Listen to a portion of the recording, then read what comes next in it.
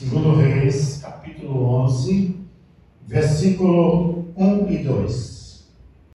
A palavra do Senhor diz: Então a Atália, mãe de Acasias, quando viu que seu filho morrera, levantou-se e eliminou toda a descendência real.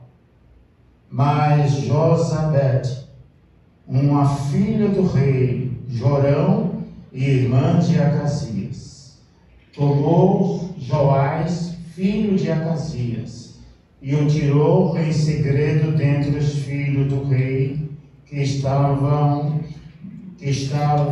matando, e o ocultou junto à sua ama em seu quarto.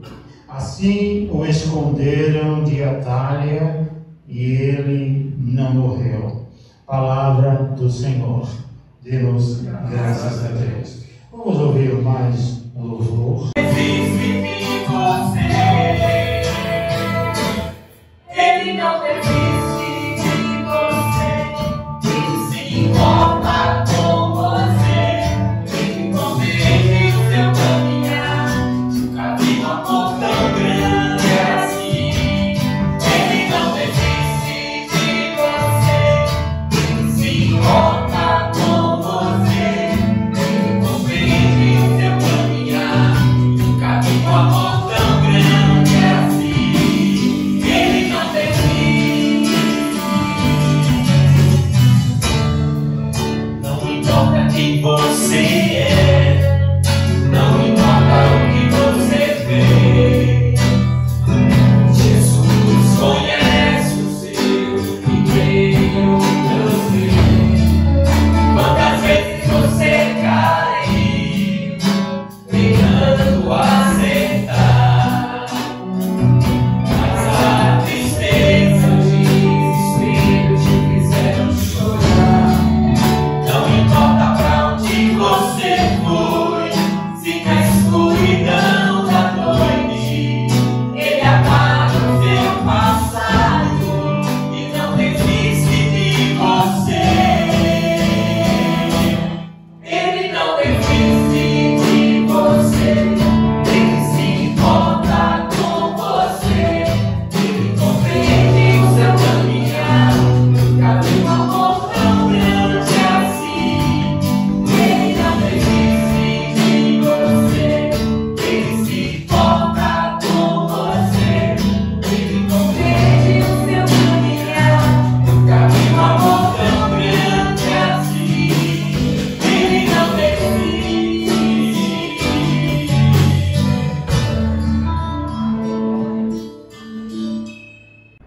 Bom dia, irmãos. É um prazer estar aqui, mas também uma responsabilidade muito grande, né? Depois que a gente passou um mês ouvindo aqui testemunhos e mensagens daquelas mulheres maravilhosas da nossa igreja. E agora, eu aqui tão pequena, né? Então, é uma responsabilidade muito grande. Nós vamos agora, mais uma vez, orar e pedir a orientação de Deus para que Deus possa estar nos ajudando, para que a gente possa compreender e que Ele também me use. E que vocês possam entender e tirar alguma lição da sua palavra, né? Fechando os nossos olhos. Pai querido, nesta manhã tão linda, Senhor, de sol, nós queremos te agradecer, Senhor, pela nossa vida. Te agradecer porque o Senhor tem colocado em nosso coração o desejo de estar na tua casa, independente de qualquer coisa, para te louvar, para te adorar e para te servir também, Senhor. E pedimos pelas pessoas que estão lá no acampamento, onde há lugar, com aqueles jovens, com os seus líderes, com todos que estão participando, trabalhando, cooperando com a tua obra, Pai amado. Fica conosco, Senhor. E, Pai amado, eu te peço que da minha boca saia aquilo só que o Senhor deseja que teus servos ouçam. Muito obrigado por tudo, Senhor. Usa-me. Em nome de Jesus. Amém. Amém. Nós podemos sentar, por favor. A gente viu aqui, como eu falei, algumas mulheres de nossa igreja, mulheres maravilhosas, com testemunhos lindos, mensagens lindas também, falando do amor de Deus. E eu gostaria de falar com vocês assim, para a gente pensar que em Israel, na história de Israel, algumas mulheres tiveram papel, mesmo naquele tempo em que as mulheres não eram valorizadas, mas elas tiveram um papel importante na construção da história de Israel. Umas tiveram papel, assim, que foi para o crescimento, para o desenvolvimento de Israel, mas teve outras mulheres que aqui iam atrapalhar o plano de Deus, o plano de salvação. E com a leitura que o pastor Reginaldo fez aí, logo no primeiro versículo, a gente viu, eu vou repetir para vocês o versículo que diz: vendo, pois, Atalha, mãe de Acasias, que seu filho era morto, levantou-se e destruiu toda a descendência real. Ela ficou muito furiosa quando soube da morte do seu filho. E a gente, lendo o livro de Reis, 1º e 2º, vocês vão perceber que muitos reis sucederam o trono de Israel. Quando Davi morreu, Salomão assumiu. Depois de Salomão, o filho de Salomão, e a partir daí vários reis assumiram o trono de Israel, né? E muitos deles, alguns fizeram a vontade do Pai, foram reis segundo o coração de Deus, outros não, né?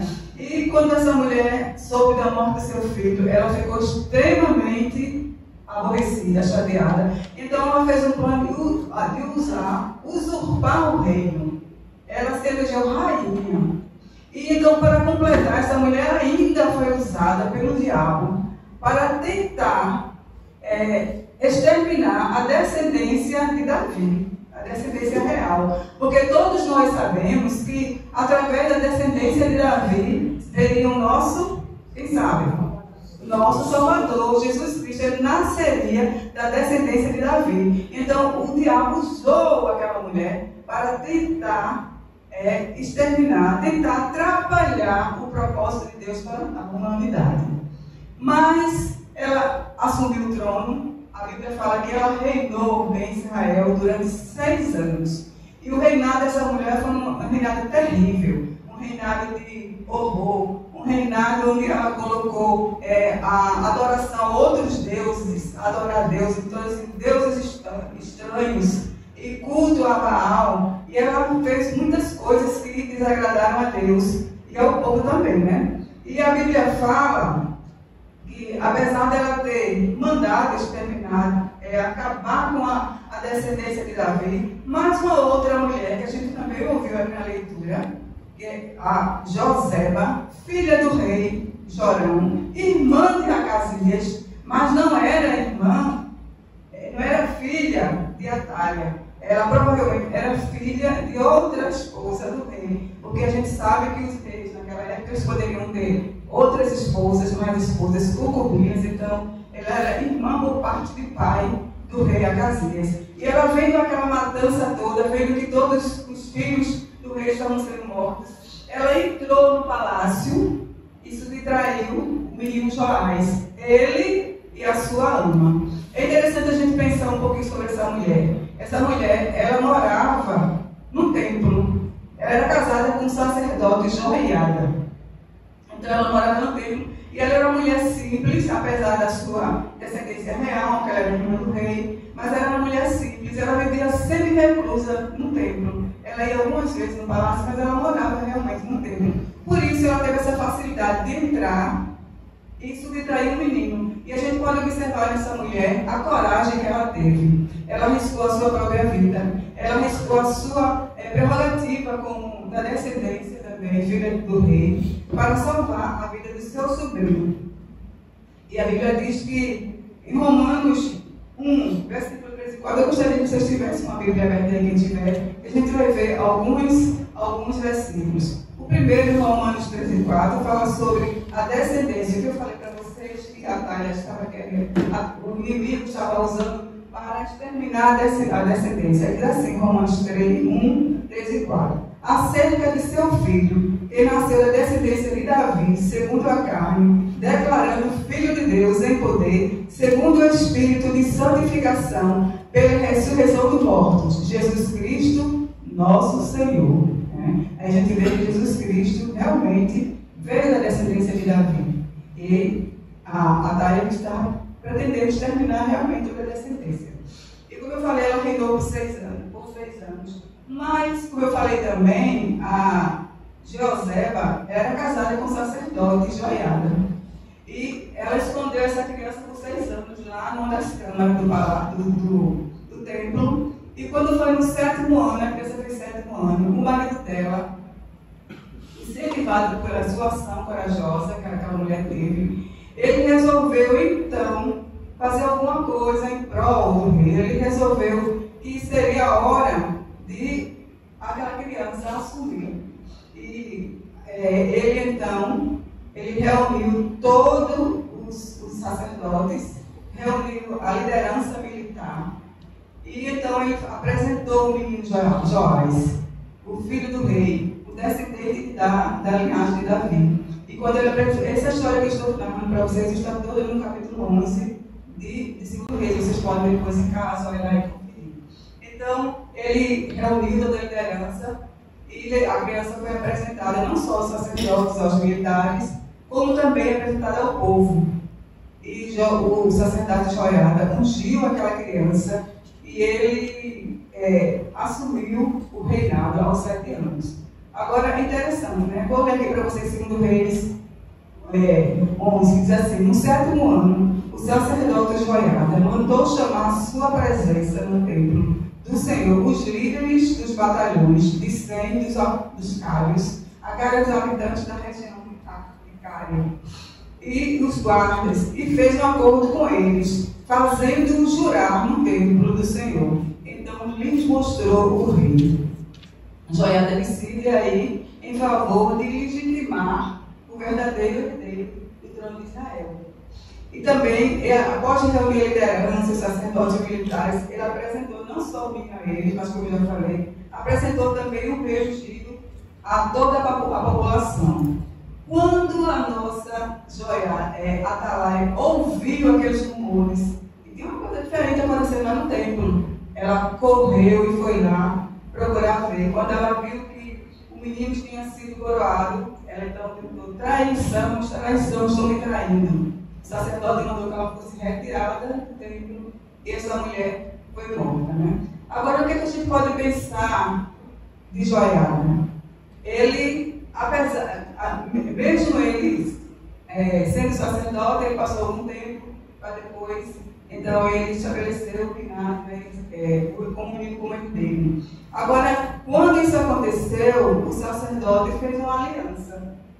A gente viu no começo que o culto ao Senhor, a adoração estava sendo interrompida e que outros deuses estavam sendo adorados, né? Então ele resolveu fazer uma aliança entre primeiro o Senhor, depois com o rei e depois com todo o povo. E essa aliança que ele fez, a gente encontra em 2 Reis, capítulo 11 também, versículo 17 e 18, que fala o seguinte: e Joiada fez uma aliança entre o Senhor e o rei e o povo, para que fosse povo do Senhor, como também entre o rei e o povo. Então todo o povo da terra entrou na casa de Baal, derrubaram, como também seus altares, as suas imagens, totalmente quebraram, e a Natã, sacerdote de Baal, mataram diante dos altares. Então o sacerdote pôs oficiais sobre a casa do Senhor. O que é que a gente pode tirar para a gente como lições dessa história, né? A gente pode ver que, em primeiro lugar, o povo, depois que Joás assumiu, depois do compromisso que Joiada fez com o Senhor e com o povo, com o rei, com o povo, retornaram à verdadeira adoração. Adorar a Deus. O que significa adorar a Deus? Adorar a Deus significa a gente reconhecer a natureza divina de Deus. Reconhecer que Deus é santo, justo e reto, né? Adorar a Deus não é apenas a gente abrir a boca, cantar das canções, né? Adorar a Deus é muito mais. É o reconhecimento da bondade de Deus, da divindade de Deus, do amor de Deus. E João 4 fala sobre isso. João 4 diz: mas a hora vem, e agora é, em que os verdadeiros adoradores adorarão ao Pai, em espírito e em verdade, porque o Pai procura a tais que assim o adorem. Deus é espírito, e importa que os seus adoradores o adorem em espírito e em verdade. Pense um pouco. A quem você está adorando? Quem você tem colocado no seu coração como prioridade para adorar? Quando você vem à casa do Senhor, você vem com um propósito de quê? Pense. A gente deve vir com o propósito de adorar a Deus, reunido com os irmãos. Qual será realmente, o que eu estou sentindo no meu coração? Será que eu venho à casa do Senhor? A gente sabe que a gente adora a Deus em qualquer lugar, mas a gente se reúne como comunidade cristã na igreja para, em louvor, em conjunto, louvar a Deus e adorar a Deus. Como eu estou saindo da minha casa, no domingo de manhã, na quarta-feira à noite, qual é o sentimento que eu tenho quando eu estou indo para a casa do Senhor? Será que eu estou apenas cumprindo um ritual, porque eu sou cristão, preciso estar na casa do Senhor? Ou será que realmente estou indo para adorar ao Deus verdadeiro, aquele que é único e digno de todo louvor e adoração? Amém. Depois a gente pode aprender o seguinte: a gente viu que a rainha Joiada, Atália, ela tentou destruir a descendência de Davi.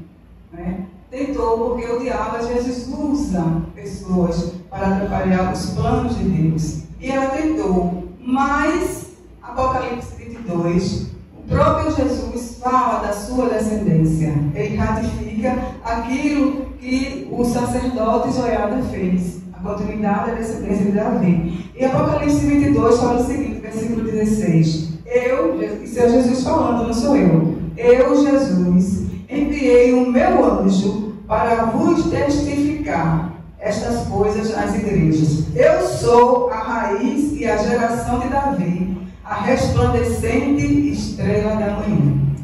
Jesus é da geração de Davi. Jesus é a resplandente estrela da manhã. Jesus é o verdadeiro herdeiro do trono de Davi. Jesus é aquele que Deus usou para cumprir o seu plano. Também a gente pode pensar, muitas vezes, Deus nos chama para alguma obra. Deus convoca a gente, porque Deus precisa de mim, de você, para cumprir os seus propósitos aqui na terra. Não é? Ele precisa da gente, do nosso trabalho, da nossa ação. E muitas vezes a gente pensa que como se fosse o nosso trabalho, a nossa ação, mas é Deus nos usando, é Deus que está querendo nos usar. E muitas vezes também a gente deixa de cumprir a vontade de Deus, os propósitos de Deus na nossa vida. Interessante que hoje eu lendo aí o WhatsApp, no grupo da igreja, acho que foi um grupo de discipulado de casais. Alguém colocou o seguinte, mais ou menos assim, dizendo que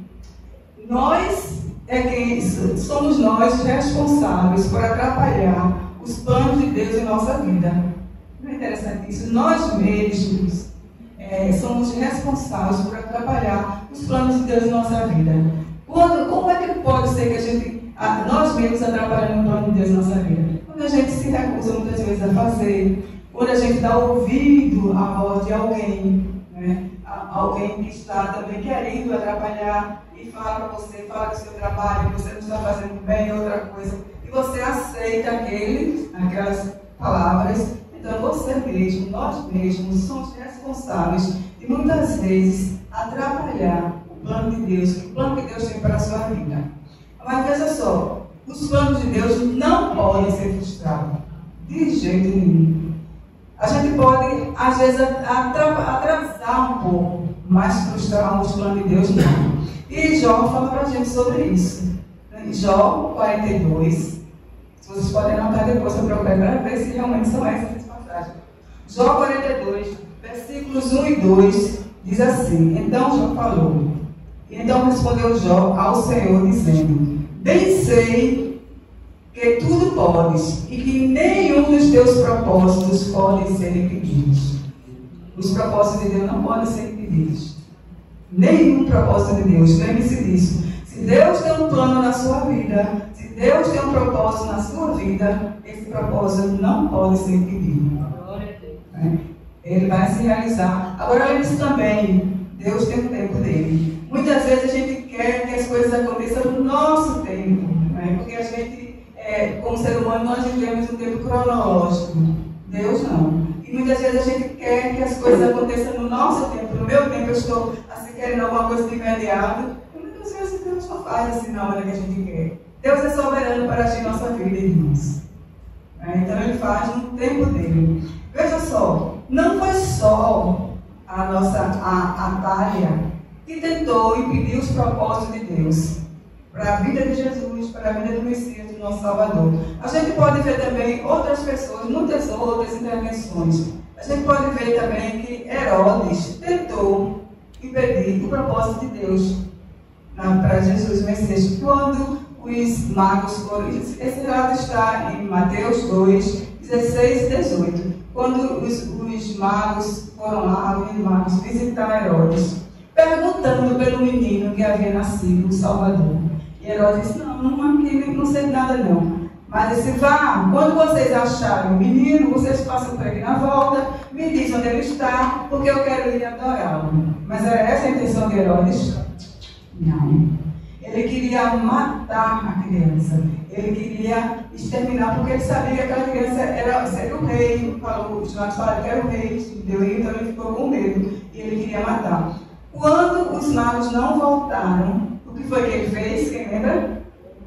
Ele mandou matar todas as crianças até os 2 anos de idade. E houve choro e pranto em todo Israel por aquelas crianças que morreram. Então, outras pessoas também tentaram.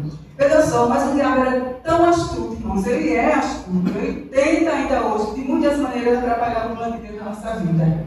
Ele foi tão astuto e audacioso que ele tentou também atrapalhar o propósito de Jesus Cristo aqui. Né? O que Deus tinha preparado para Jesus, ele tentou atrapalhar a missão de Jesus. Quando Jesus foi levado ao deserto, né?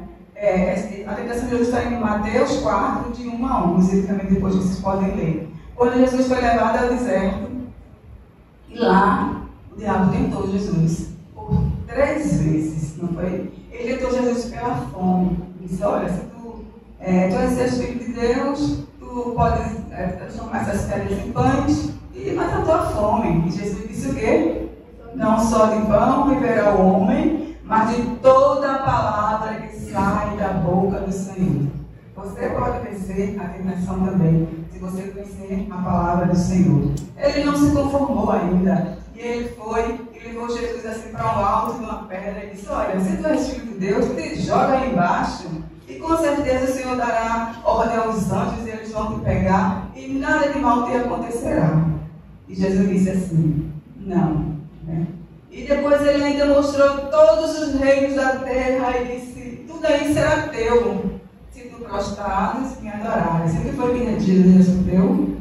Ao Senhor, teu Deus, adorarás e só a Ele prestarás culto. Né? Então a gente vê que o diabo está, irmãos, ao nosso redor, a cada momento, tentando atrapalhar o propósito que Deus tem na sua vida, na minha vida, na nossa vida. A gente precisa estar atento, a gente precisa estar atento para ouvir a voz de Deus. A gente precisa ser corajoso para fazer aquilo que Deus quer. E essa reflexão talvez seja mais curta do que vocês ouviram nesses últimos dias. Né? Mas eu queria falar para vocês só mais algumas coisas. E dizer para vocês assim, olha, que mesmo naqueles tempos mais difíceis da sua vida, mesmo naqueles tempos mais obscuros, mesmo quando as crises que apareceram na sua vida parecem ser intransponíveis, insuportáveis, as dificuldades maiores que você olha assim para um lado, olha para o outro e, meu Deus, o que é que eu posso fazer? Meu Deus, eu não tenho saída. Lembre-se de uma coisa, nós precisamos buscar a orientação de Deus incessantemente, em todos os momentos da nossa vida. Deus precisa estar na direção e no controle da nossa vida. E Ele estando no controle da nossa vida, não tem obstáculos, não tem dificuldades que nós não possamos vencer, porque Deus está conosco. E outra coisa também que a gente pode tirar como assim, lição para a nossa vida é ter fé, é confiar. Não é aquela fé de conhecimento, eu sei que Deus está comigo, eu sei que Ele pode fazer. Mas a fé de entrega total a Deus, é entregar a sua vida, é entregar a sua dificuldade responsabilidade. É entregar aquela situação que você está vivendo e dizer, Senhor, olha, eu não posso, só tu podes entregar, só tu podes resolver. E confiar e descansar. Porque muitas vezes a gente diz, eu entreguei a Deus. Entregou a Deus, não é isso. Está ansioso, preocupado e querendo resolver do seu jeito, da sua maneira. Não tenha aquela fé que entregou e descansou. Deixa Deus resolver. É confiar que Deus sempre nos dará uma saída. Agora, muitas vezes, em algumas situações, a gente precisa ser corajoso. Corajoso para enfrentar. Corajoso para dizer não ao inimigo. Corajoso para poder fazer valer a vontade de Deus. A gente precisa aprender, não com a Talha, mas com Joezeia, a deixar que Deus faça a sua vontade na nossa vida. Ela deixou Deus agir na vida dela. Ela não temeu perder a sua própria vida e salvar e esconder o menino Joás. A gente precisa aprender também com o sacerdote Joiada. Deixar, ele apresentou, também teve coragem, porque ele reuniu lá os militares e eles podiam muito bem não aceitar aquela situação, porque já tinha a rainha, ela estava reinando. Mas ele também, ele não teve medo, ele teve coragem e enfrentou, e ele agiu para legitimar o verdadeiro reino. Eu sei que muitas vezes a gente precisa realmente se dispor de muitas coisas, deixar muitas coisas de lado para servir a Deus, para que Ele possa cumprir o seu propósito na nossa vida. E eu sei que muitas vezes parece muito difícil, muitas vezes parece até que a gente não vai conseguir. Muitas vezes a gente pensa, não dá, isso aí que Deus está querendo de mim é muito complicado, é muito difícil, eu não posso fazer não. Mas confie no Senhor, porque Deus nunca dá além daquilo que a gente pode suportar. Isso eu aprendi, né? Ele nunca dá além das nossas forças. E se Ele dá para a gente, Ele dará as condições. Eu queria terminar essa pequena reflexão com vocês, contando uma história que talvez assim você já ouviu, uma ilustração que talvez você em algum momento você já ouviu de alguém, que fala sobre a confiança. Esse relato nos fala que numa viagem de avião, um avião um Boeing cheio de pessoas, a viagem ia tranquilamente, corria tranquila, o voo normal, como deveria ser. Mas de repente o avião passa numa nuvem e começa uma grande tribulação no avião. E o avião começa a balançar muito e a perder a altitude, e as pessoas começam a se desesperar, uns gritavam, outros choravam, a gente vai cair, todo mundo vai morrer aqui nesse avião, com a queda do avião. Mas, no meio daquela tribulação, toda aquela agitação, eles perceberam que tinha uma criança, assim, mais ou menos 9 anos, sentada lá nos bancos, quase na frente. E eles perceberam que aquela criança estava lá, ó, tranquila. Não parecia que estava acontecendo nada, tinha lá, como na linguagem dos jovens, estava lá de boa, né? E eles ficaram olhando assim, como é que pode? A gente aqui, todo mundo nessa angústia, todo mundo sabendo que a gente pode morrer. E esse menino lá, então, um dos passageiros, junto com outros, foi lá achando aquela criança e disse, olha rapaz, senhor, você não sabe o que está acontecendo não. Esse avião pode cair, estamos prestes a morrer. E você está aí, numa boa, parece até que não está acontecendo nada. Por que você está assim? Aí o menino olhou para aquele, levantou a cabeça e olhou para aquelas pessoas e disseram, porque o piloto deste avião é o meu pai. Quem é o piloto do seu avião? Quem está pilotando a sua vida? Deixe Jesus pilotar, deixe Ele ter o controle da sua vida. E que Ele possa nos abençoar nesta manhã. Amém.